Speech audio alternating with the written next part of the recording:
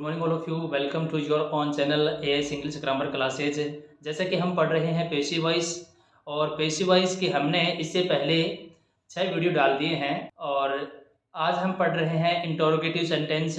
इससे पहले यदि आपने पेशिव वॉइस से संबंधित वीडियो नहीं देखे हैं तो प्लीज़ उन वीडियो को देख लीजिएगा ताकि अच्छे से समझ में आ जाए। अभी तक न्यू हैं इस चैनल पे आप तो मेरे चैनल को सब्सक्राइब कीजिए। तो बढ़ते हैं इंटरोगेटिव सेंटेंस की तरफ। इंटरोगेटिव सेंटेंस की पेशिव वॉइस बनाना सीखेंगे। इंटरोगेटिव सेंटेंस का मतलब होता है प्रश्नवाचक वाक्य, और प्रश्नवाचक वाक्य 2 प्रकार के होते हैं। हमने हर टेंस के अंदर पढ़ा है कि प्रश्नवाचक वाक्य 2 प्रकार के होते हैं, इंटरोगेटिव हेल्पिंग वर्ब से शुरू होने वाला और WH वर्ड से शुरू होने वाला। ठीक है, बस पहचान मुख्य रूप से यही है कि सब्जेक्ट से पहले हेल्पिंग वर्ब मिलती है, वो सेंटेंस से इंटरोगेटिव होता है। तो ये पैटर्न है इंटरोगेटिव सेंटेंस का, helping verb plus subject plus verb plus object plus question mark, ये है। तो हम इसकी पेशिव वॉइस बनाएंगे तो जो क्वेश्चन इंटरोगेटिव है उसको इंटरोगेटिव ही रखना है। ठीक है, तो सबसे पहले हेल्पिंग वर्ब है तो हमें हेल्पिंग वर्ब ही यूज करनी है। ऑब्जेक्ट को सब्जेक्ट कर देंगे और सब्जेक्ट को ऑब्जेक्ट कर देंगे और बाय यूज कर देते हैं। ठीक है, तो उसी प्रकार से देखो यहाँ पे सब्जेक्ट वाले स्थान पे आ जाएगा ऑब्जेक्ट और वर्ब की थर्ड फॉर्म हो जाएगी और सब्जेक्ट को हम ऑब्जेक्ट कर देंगे बाय प्लस सब्जेक्ट, अंत में क्वेश्चन मार्क। ये पैटर्न रहेगा इसका, सब्जेक्ट को ऑब्जेक्ट कर दिया और ऑब्जेक्ट को सब्जेक्ट बना दिया, बाय यूज कर दिया, क्वेश्चन मार्क का क्वेश्चन मार्क। बस ऐसे पेशिव वॉइस आपको बनानी है। पहला सेंटेंस देखते हैं, did he kill a lion, क्या उसने एक शेर को मार दिया। इसकी पेशिव वॉइस बनाएंगे। ठीक है, तो सबसे पहले अपन देखते हैं ए लायन ये ऑब्जेक्ट है, किल मारना ये वर्ब है, ही सब्जेक्ट है, डिड हेल्पिंग वर्ब है। अब आपको मैंने बता रखा है डूडज हो तो हमें इज एम यूज करना चाहिए, यहाँ पे डिड है तो हमें वोजवर यूज करना है। ठीक है, वोजवर में से हमें एक हेल्पिंग वर्ब यहाँ यूज करनी है। देखो यहाँ ही है और ही के अनुसार डिड आ गया। ठीक है, तो अब क्या है कि ही वाले स्थान पे ए लोइन आएगा। ठीक है, ए लोइन आएगा तो ए लोइन के अनुसार है ना हेल्पिंग वर्ब आएगी इज एम आर में से। ए लोइन, ए का मतलब क्या होता है, एक ही तो होता है, सिंगुलर है ए लोइन, तो सिंगुलर के लिए इज एम आर में से हमें इज हेल्पिंग वर्ब यूज करनी है। ठीक है, तो ये इज लो, इज अब लिख दो ए लोइन, इज के बाद लिख दिया ए लोइन। ठीक है, इसके बाद वर्ब की थर्ड फॉर्म करनी है। किल की थर्ड फॉर्म क्या होती है, किल्ड बाय ही के है पहली फॉर्म है, और जब हम इसको ऑब्जेक्ट बनाएंगे तो इसकी तीसरी फॉर्म करनी है, ही हिज हिम। ये लो ये हिम, ये हमने इंटरोगेटिव सेंटेंस की पेशिव वॉइस बना ली है। ठीक है, इस प्रकार से हम अगला सेंटेंस देखते हैं, will see right a book, क्या वह एक पुस्तक लिखेगी। तो इसकी पेशिव वॉइस बनाएंगे। सबसे पहले ऑब्जेक्ट को लेंगे हम, ऑब्जेक्ट अ बुक है, राइट वर्ब है, सी सब्जेक्ट है, विल हेल्पिंग वर्ब है। ठीक है, पहचान आराम से कर सकते हैं, कोई दिक्कत नहीं होगी। तो देखो सी के अनुसार विल आ गया। मैंने आपको टेंस पढ़ाते समय बताया था कि सेल यूज करते हैं आई और वी के साथ, और विल यूज करते हैं सी और वी के अलावा जो सब्जेक्ट बच गए उनके साथ हमें विल यूज करना चाहिए। तो सी के साथ है विल है, तो ए बुक के साथ भी क्या आएगा, विल ही आएगा। ठीक है, तो विल का विल आ गया, ये लो। अब ए बुक लिख दो, ए बुक।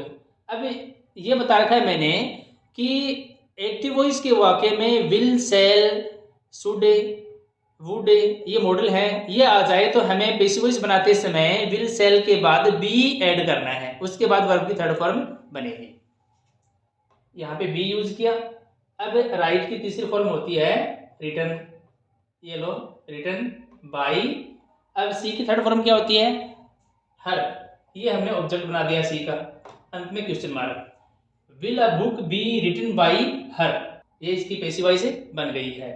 क्या एक पुस्तक है उसके द्वारा लिखी गई होगी, इसकी हिंदी बनी। नेक्स्ट सेंटेंस है when does he help me, वह मेरी सहायता कब करता है, ये है। तो इसमें मी ऑब्जेक्ट है, हेल्प वर्ब है, ही सब्जेक्ट है, डज हेल्पिंग वर्ब है।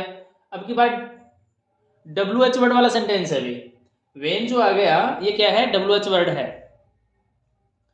तो वेन का वेन ही रखेंगे अपन, इसका कोई चेंज नहीं करना है, वेन का वेन रख दिया।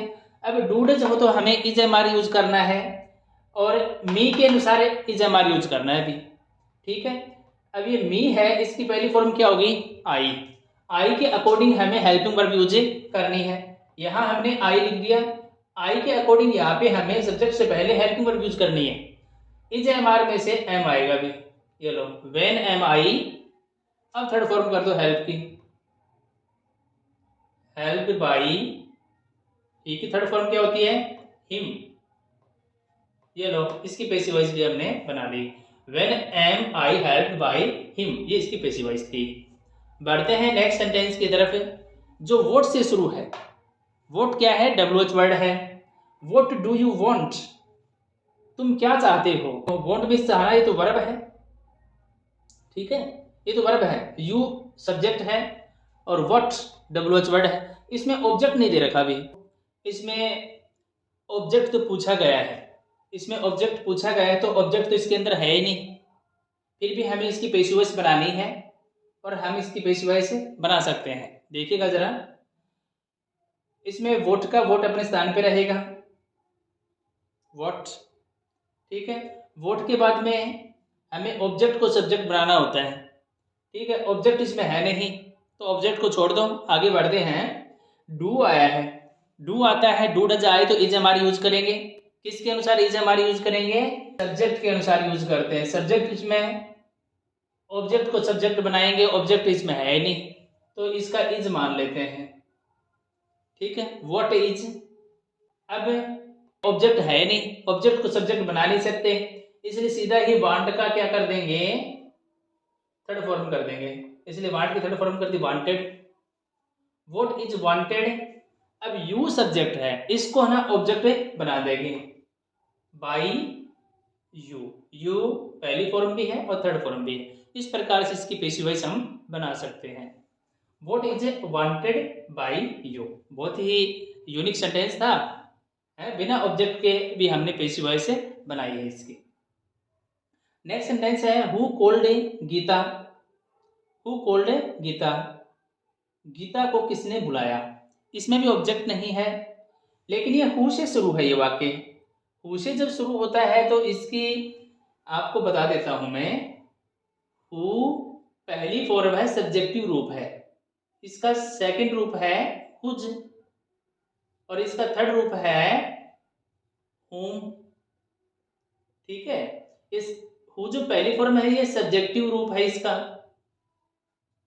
और ये थर्ड फॉर्म जो है ये इसका ऑब्जेक्टिव रूप है। तो पैसिव वॉइस में भी इस चीज का हमें ध्यान रखना है। हु आ जाए तो हमें बाई हुम से पैसिव वॉइस भी बना सकते हैं और हु से पैसिव वॉइस भी बना सकते हैं। हमें दोनों पैसिव वॉइस बनानी आनी चाहिए। अब ऑप्शन में कौन सी भी पैसिव वॉइस आ सकती है, इसलिए आपको है ना दोनों के दोनों पैसिव वॉइस आनी चाहिए। मैं दोनों आपको बनाना सिखाता हूँ, ठीक है। हु कॉल्ड गीता, तो इसमें हु पहले देखो, हु का हु कर देते हैं, ठीक है। हु का हु कर दिया, जो पहला पैटर्न है ना उसी के अनुसार हम पहले तरीके से कर रहे हैं हु। अब कोल्ड यहाँ पे सेकंड फॉर्म है तो हमें वॉज वर्ड यूज करना है गीता के अनुसार, क्योंकि गीता है ना ऑब्जेक्ट है यहाँ पे, गीता के अनुसार हमें वॉज वर्ड यूज करना है। गीता सिंगुलर सब्जेक्ट है इसलिए वॉज गीता कर दिया, वॉज गीता। अब कोल्ड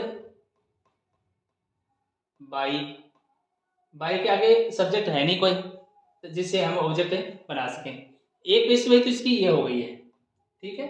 दूसरी पैसिव वॉइस हम इसकी बनाते हैं हु हो, तो उसको हमें, ये सब्जेक्ट है ना, इसको हमें ऑब्जेक्ट रूप में चेंज करना है। हु को हमें हुम में चेंज करना है। हुम में चेंज करेंगे ना तो ये जो बाई हमने लास्ट में लगाया है इसको पहले लगा देंगे, बाई हुम। हु का क्या कर देंगे, बाई हुम, बाई हुम, ये कर दे बाई हुम। अब बाकी है ना सेम ही आ जाएगा, ठीक है। गीता के अनुसार वॉज हेल्पिंग बाई, अब गीता अब हमें बाई आगे ले जाने की आवश्यकता नहीं है, क्योंकि हम ऑलरेडी है ना बाई को फर्स्ट में लिख चुके हैं, बाई हूँ। ठीक है, ये लो, ये इसकी पैसिव वॉइस बन गई है। तो इस प्रकार से हमने हु वाले सेंटेंस की दो टाइप की पैसिव वॉइस बनाना सीखा। आगे और बढ़ते हैं। whom has he abused,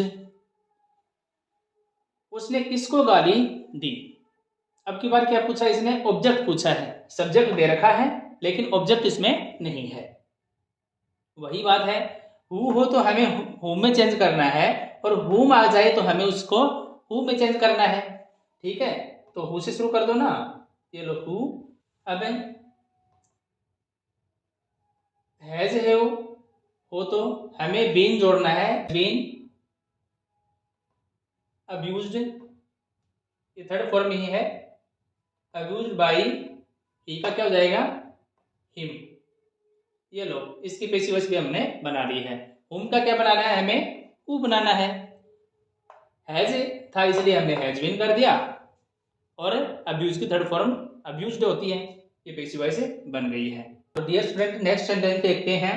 who has written a letter, किसने एक पत्र लिखा। इसकी हमें पैसिव वॉइस बनानी है। हु है तो हमें बाई हुम से पैसिव वॉइस बना सकते हैं इसकी, और हु से भी पैसिव वॉइस बना सकते हैं। दोनों तरीके से बताऊंगा आपको। पहले तो देखिएगा हु से, हु हैज, और ए लेटर ऑब्जेक्ट है, इसको ले जाएंगे तब भी ये सिंगुलर सब्जेक्ट ही है, तो यहाँ पे हैज का हैज ही रहेगा, has a letter, a letter. ठीक है, हैज है वो तो हमें बीन पैसिव वॉइस में जोड़ना चाहिए, बीन। अब रिटन थर्ड फॉर्म है ही, रिटन और बाई। ठीक है, क्वेश्चन मार्क, ये इसकी पैसिव वॉइस बन गई फर्स्ट टाइप से। सेकंड टाइप से इसकी पैसिव वॉइस बनाते हैं।